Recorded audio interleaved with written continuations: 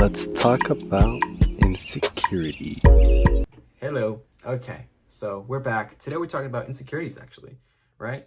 Um, Big topic, but we're gonna be sharing insecurity that we've overcome and one that we're currently dealing with. And yeah, stay tuned about some perspective. So, what are insecurities?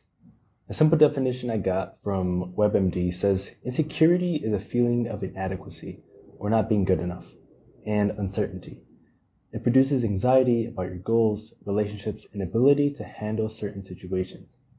So, with a definition that broad, you can imagine that you could really be insecure about anything.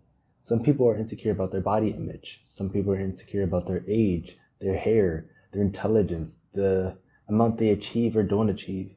And it's really a personal matter as to what it is you feel insecure about because on the outside, you may be super successful or outstanding in something, but on the inside, you may not feel like you're good enough. Think about some of these specific types of insecurities that people experience, right? Relationship insecurities. You can experience this in any relationship in your life, whether it's with a friend, a romantic and intimate partner, with your family, so on and so forth, right? WebMD discusses how a lot of these insecurities in whatever relationship we have stem from early childhood experiences. So, for instance, if we felt that or currently feel that we're not great at articulating our feelings when it comes to tense situations, or maybe we're not very trustworthy, it might have been the case that we grew up in a household where articulating our feelings was shunned or belittled, or our opinions weren't really valued. And because of that, we don't trust when people are like opening up or giving us an opportunity to be ourselves, right? That's a very specific example. I don't feel that way about myself, but it's something that came to mind. All right, so this is take two. I tied up my thing because I think it looks more prim. I always do that. Anyway, an insecurity that I'm currently dealing with, or kind of half dealt with, still dealing with, is like feeling if I'm cut out for something. For example, I'm a STEM major, taking organic chemistry, and there's some moments where it's like, wow, I'm not really getting this. Like I'm seeing it, but I'm not getting it. And then you see your peers and like, oh yeah, I got that, or like, oh that, that assignment was really easy. And then you're like, that wasn't that easy, or like, I didn't really get it like that. Um, and it makes you start feel like, hey, like, am I too slow? Am I not cut out for this, and whatnot? And I've never like been in a situation where I'm like, okay, like this isn't for me, because I know this is just a stepping stone to where I want to go. But you still, it still hits you, like it still affects you in some kind of way. But what really helped is that I realized that most of my peers are going through the exact same thing. It's not, of course you focus on the ones that are like, hey, like, find it really easy. But trust me, for a majority, everyone's going through the exact same struggle. It's all part of the process, and you just got to do the things the way that's best for you. For example, I can't visualize this in my head. So I got a kit to help me visualize it, right? I can put these molecules together and really help me realize like why does that flip like that and whatnot. So I doubled down. I put double the time that I would have prior to this course, and it's really paying off. And I'm just approaching it in the way that is best for me. And I think that's the way anybody should approach anything that they're learning. So yeah. In addition, my mom gave me incredible advice from when she took Orgo, and was, first of all, break it up into chunks that you can digest. Because if you can't digest it, you're just gonna spit it back out. You're gonna feel overwhelmed, and you're gonna want to lay down, right? And another thing was, she said, make the content your friend, because if it turns into this like enemy and like terrible experience, you're never gonna really open up to it and feel any like real satisfaction from doing it, because you're just gonna want it to end all the time.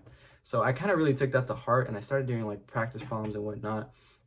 And while doing them, if I didn't get it right, instead of being really frustrated, I didn't do it right, I was like, almost, so close, like maybe on the next one. And then, thinking about it like that, it turns into like this interactive, engaging kind of game with this, course content. And in that way, it just turns more enjoyable. And you move away from, hating the process of studying for the course and just hating the process of studying in general.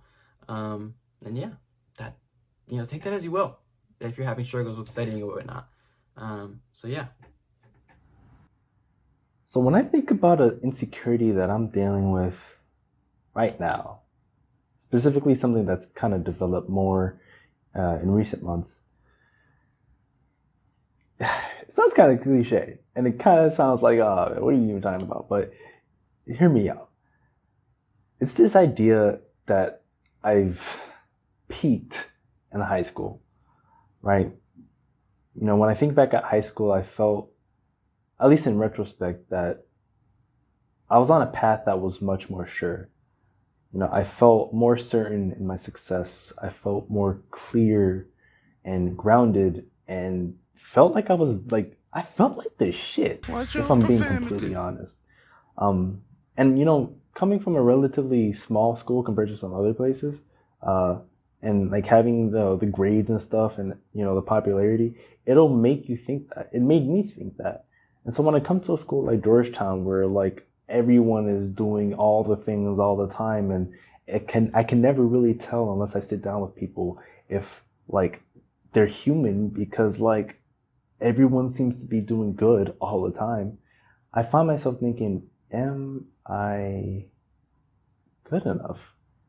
Am I doing enough with my time? Am I going hard enough? Am I making the best of every single opportunity that is laid at my feet? Am I reaching out for enough opportunities? Am I speaking to enough people?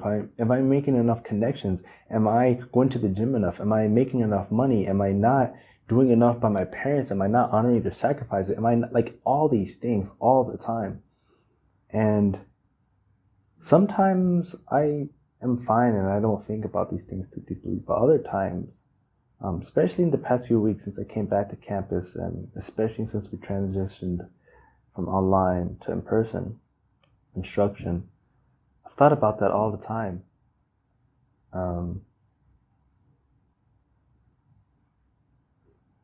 Yeah. And keeping perspective helps, but I don't have a solution, you know? I don't have a solution to that. Okay, so an insecurity that I dealt with when I was in high school primarily had to do with acne. You know, it started right about the time that I got to high school, and of course there was its ups and downs. It got worse, it got better, but it was kind of always there. And it's one of those that really takes a mental toll, because you know you're always subconsciously thinking about it, and especially if you're talking to someone, it's like you're like, you know, it's there. So yeah, it's one of those that I never really took the time to deal with, and it kind of just like ate at me while I was in high school. But I believe like towards the end of high school, like my senior year, I kind of came to this realization, like there's some things that are just out of your control. And yeah, you know, that with that thought and the idea that, you know, there's so many other people that are going through the exact same thing, and the fact that most people don't even really care that much, if at all, that it just like all that previous like stress I had for it just kind of went away.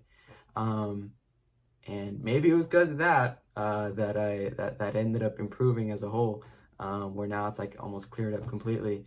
The fact that I just stopped stressing about it, because stressing about it actually can cause it, which is ironic.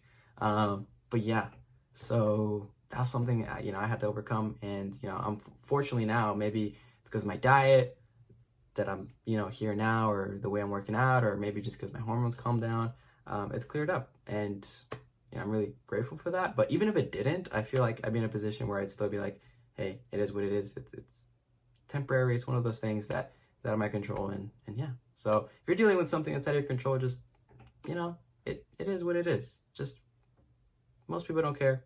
A lot of people are going through the same thing, and at the end of the day, it's not that deep. Just love yourself.